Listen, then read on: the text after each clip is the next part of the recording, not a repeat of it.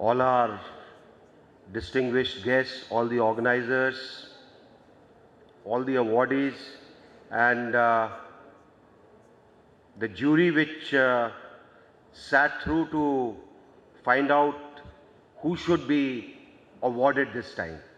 It's a pleasure to be amongst you all.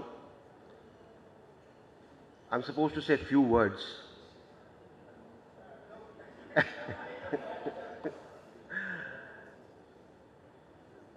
No, I know when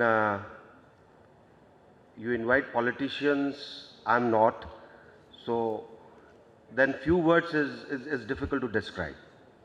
Let me start by saying that this is a field which has been growing, and there's still a tremendous scope to grow. We were talking just before I entered the hall, and I said that the industry, the people who are working in it, people who are putting their brains to work out the type of technologies that are needed, need to aggressively leverage the benefits of this so that it can be utilized much more than what it is being utilized today. The scope is, I mean, you cannot even describe it.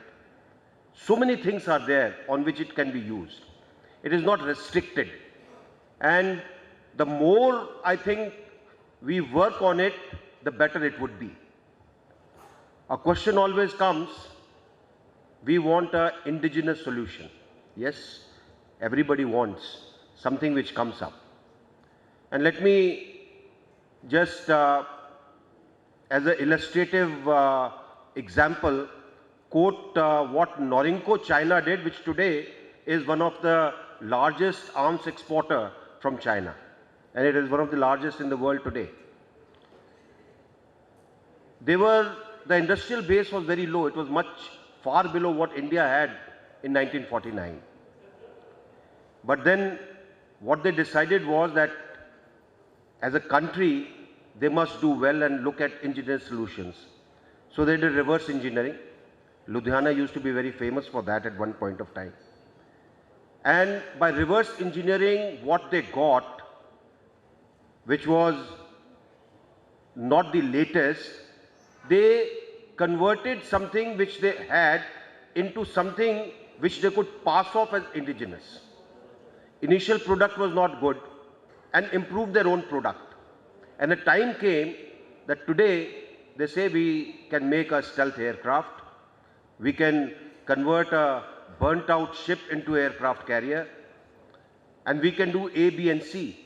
And we all look at them and say, wow, China has gone places. Now, when you're looking at indigenous solution, it is not that everything immediately comes up from the country. After all, when Maruti came to India, everybody loved that car. Every component was Japanese. And even when a lot of parts were being manufactured in India, everybody used to say, oh, that first model was very good. Slowly things improved. Same is what the Tatas did. They gave you a car and everybody said, well, it is indigenous, it is not very good. It took time to improve.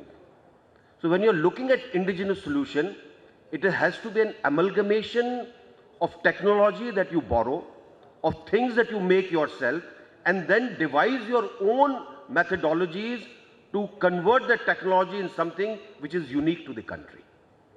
If that doesn't happen, then we will never get an indigenous solution.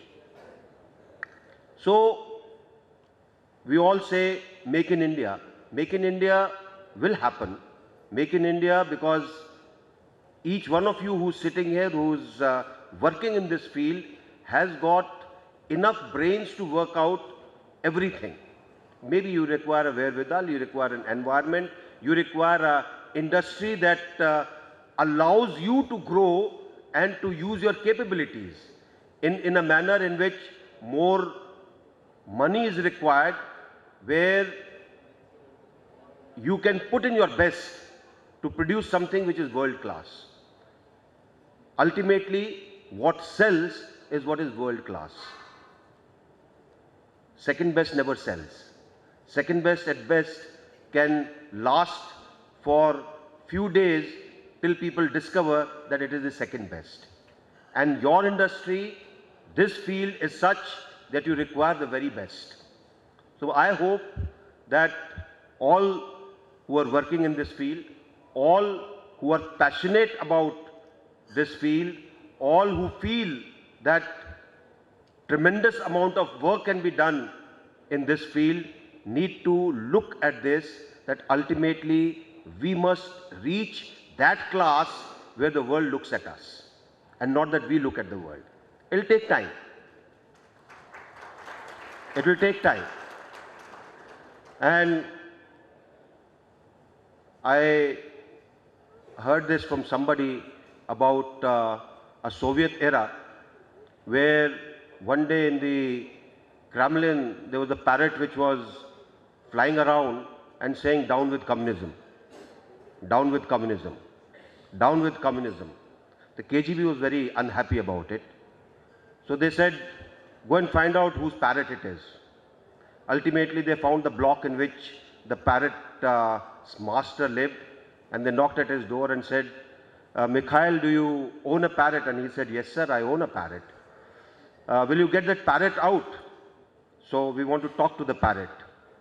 He said, "Of course." He went to his fridge, opened the freezer, took out the parrot, brought it to this KGB lieutenant who was there, and he said, "Here's my parrot." They were quite surprised, but they didn't ask him any questions. They asked the parrot, "What do you think of communism?" He says, "Communism is great." They asked him once again. They said, "Communism is great." So they left and they said, "Okay, I don't think this is the parrot which said all this." And they went away. Once they had gone, Mikhail turned to the parrot. He said, "Only half an hour in Siberia required you to change your views." So we don't have to go to Siberia to change our views. I think we have got a conducive environment in this country where your academic excellence, your scientific forte can get you what you want. Today the environment is right. Today the conditions are right, and it is all on you now to ensure that we are the best in this field. Thank you very much. Jai Hind.